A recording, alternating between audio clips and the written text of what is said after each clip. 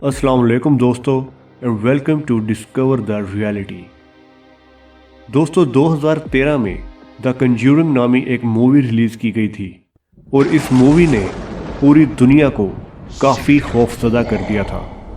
इस मूवी को बहुत महारत से डायरेक्ट किया गया था और इसमें इस्तेमाल किए गए इफ़ेक्ट्स भी दिल दहला देने वाले थे, जिसकी वजह से इस मूवी ने अच्छा खासा बिजनेस भी किया था।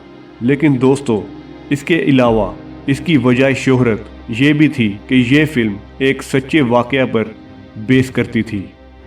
दोस्तों द कंज्यूरिंग में एक ऐसी फैमिली को दिखाया गया जो कि एक फार्म हाउस में शिफ्ट होती है, लेकिन इस फार्म हाउस में इसे शैतानी कुव्वतों और डेमन्स का सामना करना पड़ता है। दोस्तों इस फैमिली का नाम असल में द पेरन फैमिली था। दोस्तों 1971 की सर्दियों में पेरन फैमिली एक 14 कमरों के फार्म हाउस में शिफ्ट हो गई थी। ये पुरअसरार फार्म हाउस अमेरिकन शहर रोड आइलैंड में बना हुआ था। इस फार्म हाउस को 1736 में तामीर किया गया था। इस फैमिली में रॉजर और इसकी बीवी कैरोलिन और इसकी 5 बेटियां शामिल थीं। फार्म हाउस में शिफ्ट होते ही इनके साथ अजीबो गरीब वाक़यात का सिलसिला शुरू हो गया। शुरू में तो इनके कमरों में से सिर्फ कुछ चीज़ें गायब हुआ करती थीं, लेकिन फिर आहिस्ता आहिस्ता इस घर के लोगों को कुछ आवाज़ें सुनाई देना शुरू हो गई, जैसा कि किचन में कैटरिंग पर कोई चम्मच मार रहा हो या फिर किचन के फर्श पर ताज़ा मिट्टी पड़ी हुई मिलती थी। इस फैमिली को घर से सड़े हुए गोश्त की बदबू आती थी और हर वक्त ठंडक का एहसास भी होता था। खास तौर पर रात के वक्त इनको घर के हर कोने से अजीब तरह की आवाज़ें सुनने को मिलती थी। घर की दीवारों से पेंटिंग्स खुद ब खुद उतर कर नीचे गिर जाती थीं। चीज़ें खुद से हिल जाती थीं, यहाँ तक कि इनके बेड्स भी रात को खुद से हिलना शुरू हो जाते थे। इनके फार्म हाउस की तरफ सारी रात कुत्ते भौंकते रहते थे।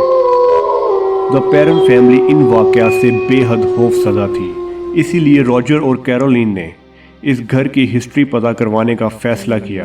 इनको पता चला कि ये फार्म हाउस पिछली 8 जनरेशन से एक ही ख़ानदान की मलकियत में रहा है, लेकिन इस ख़ानदान के बहुत से लोग बहुत ही पुरअसरार तरीके से मारे गए थे। इस ख़ानदान के ज़्यादातर बच्चे डूबकर मरे थे और कुछ ने तो खुदकुशी कर ली थी। इसी ख़ानदान की एक औरत का नाम बाशिबा शेरमॉन था। 1844 में ये औरत अपने शोहर के साथ इस फार्म हाउस में शिफ्ट हुई थी। इस औरत के भी तमाम बच्चे पुरअसरार तरीके से इसी फार्म हाउस में मारे गए थे। इसका जिम्मेदार खुद बाशिबा को ठहराया गया था, क्योंकि कहते हैं कि ये औरत एक डायन थी जो कि काला जादू किया करती थी और इसी ने शैतान को खुश करने के लिए अपने बच्चों को मार दिया था। बाशिबा की मौत 1885 में हो गई थी और कहते हैं कि बाशिबा के कब्ज़े में जितनी भी शैतानी कुव्वतें थीं वो इसी फार्म हाउस में बस गई थीं। दोस्तों पेरन फैमिली के साथ मसला तब शुरू हुआ जब इन कुव्वतों ने कैरोलिन को टारगेट करना शुरू कर दिया। ये डेमन्स कैरोलिन को सोने तक नहीं देते थे और इसको फिजिकली भी नुकसान पहुंचाना शुरू हो गए। कैरोलिन को एहसास होता था कि जैसे कोई इसके अंदर बार बार सुई घुसा रहा हो और इसके कान में किसी औरत की आवाज़ें भी आती थी जो इसको धमकियां दिया करती थी। और फिर एक दिन कैरोलिन को इन डेमन्स ने अपने कब्जे में ले लिया। कहते हैं कि कैरोलिन की आवाज़ मुकम्मल तौर पर तब्दील हो गई थी और ये अजीबो गरीब किस्म की ज़ुबानें बोलना शुरू हो गई थी।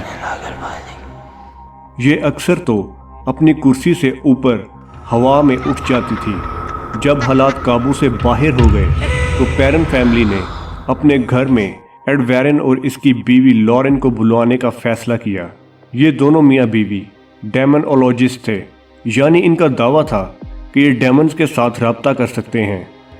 इन्होंने 1992 में सोसाइटी फॉर साइकिक रिसर्च भी बनाई थी और ये अपने काफ़ी सारे केसेस की वजह से दुनिया में काफ़ी मशहूर थे। ख़ास तौर पर एमिटा वैले हॉन्टिंग केस दोस्तों इन दोनों मियाँ बीवी ने इस फार्म हाउस से डेमन्स को निकालने के लिए अपना काम करना शुरू कर दिया, लेकिन इसका कोई फ़ायदा नहीं हुआ।